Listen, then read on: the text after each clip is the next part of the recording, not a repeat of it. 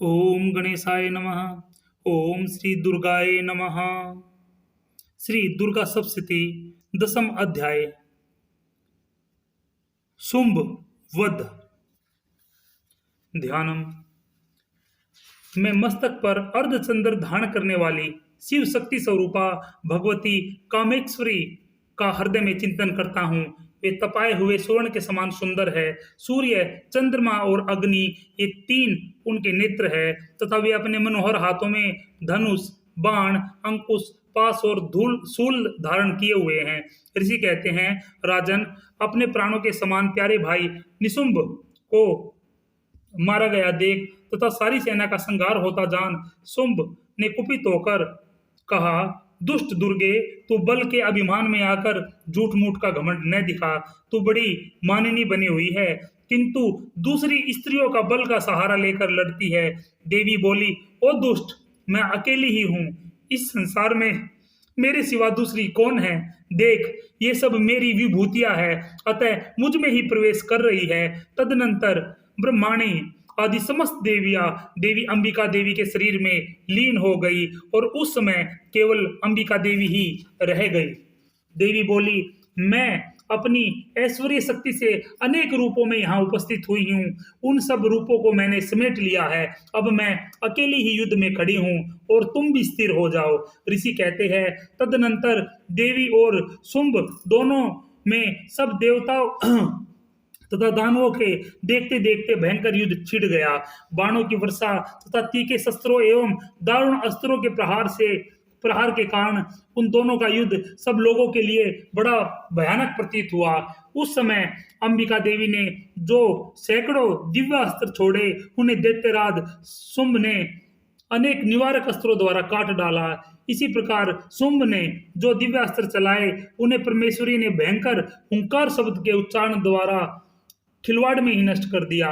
तब उस असुर ने सैकड़ों बाणों से देवी को आच्छादित कर दिया।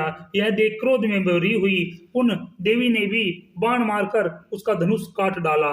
धनुष कट जाने पर दैत्यराज ने शक्ति हाथ में ली, किंतु देवी ने चक्र से उसके हाथ की शक्ति को भी काट गिराया। तत्पश्चात दैत्यों के स्वामी शुंभ ने चांद वाली चमकती हुई ढाल और तलवार हाथ में ले उस समय देवी पर धावा किया। उसके आते ही चंडिका ने अपने धनुष से छोड़े हुए तीखे बाणों द्वारा उसकी सूर्य किरणों के समान उज्जवल ढाल और तलवार को तुरंत काट दिया। फिर उस दैत्य के घोड़े और सारथी मारे गए। धनुष तो पहले ही कट चुका था। अब उसने अंबिका को मारने के लिए उद्यत हो भयंकर मुदगर हाथ में लिया। उसे आते देख देवी ने अपने तीक्ष्ण बाणों से उसका मुदगर भी काट डाला। इस पर भी वह असुर मुक्का तानकर बड़े वेग से देवी की ओर झपटा। उस दैत्यराज ने देवी की छाती में मुक्का मारा। तब उन देवी ने भी उसकी छाती में एक चाटा जड़ दिया। देवी का थप्पड़ खाकर दैत्यराज शुंभ पृथ्वी पर गिर पड़ा, किंतु पुण्य से ऐसा पूर्व उठकर खड़ा हो गया। फिर वह उछला और देवी को ऊपर ले जाकर आकाश में खड़ा हो गया। तब चंडिका आकाश में बिना किसी आधार के ही शुंभ के साथ युद्ध करने लगी। उस समय दैत्य और चंडिका आकाश में एक दूसरे से लड़ने लगे। उनका वह युद्ध पहले सिद्ध और मुनियों को विस्मय में डालने वाला हुआ।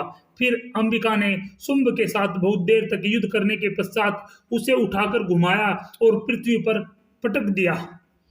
पृथ्वी पर गिरने के पश्चात वह दैत्य पुण्य देवी से युद्ध करने के लिए द्रुत गति से दौड़ पड़ा और तब समस्त दैत्यों के राजा शुंभ को अपनी ओर आते देख देवी ने त्रिशूल से उसकी छाती छेदकर उसे पृथ्वी पर गिरा दिया।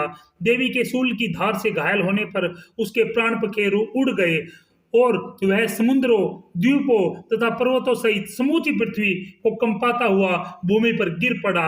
तदनंतर उस दुरात्मा के मारे जाने पर संपूर्ण जगत प्रसन्न एवं पूर्ण स्वस्थ हो गया तथा आकाश स्वच्छ दिखाई देने लगा। पहले जो उत्पात सूचक मेघ और उल्कापात होते थे, वे सब शांत हो गए तथा उस दैत्य के मारे जाने पर जो नदियां भी ठीक मार्ग से नहीं बहती थी, वह बहने लगी। उस समय शुंभ की मृत्यु के बाद संपूर्ण देवताओं का हृदय हर्ष से भर गया और गंधर्व गण मधुर गीत गाने लगे। दूसरे गंधर्व बाजे बजाने लगे और अप्सराएं नाचने लगी। पवित्र वायु बहने लगी। सूर्य की प्रभा उत्तम हो गई। अग्निशाला की बुझी हुई आग अपने आप प्रज्वलित हो उठी तथा संपूर्ण दिशाओं के भयंकर शब्द शांत हो गए।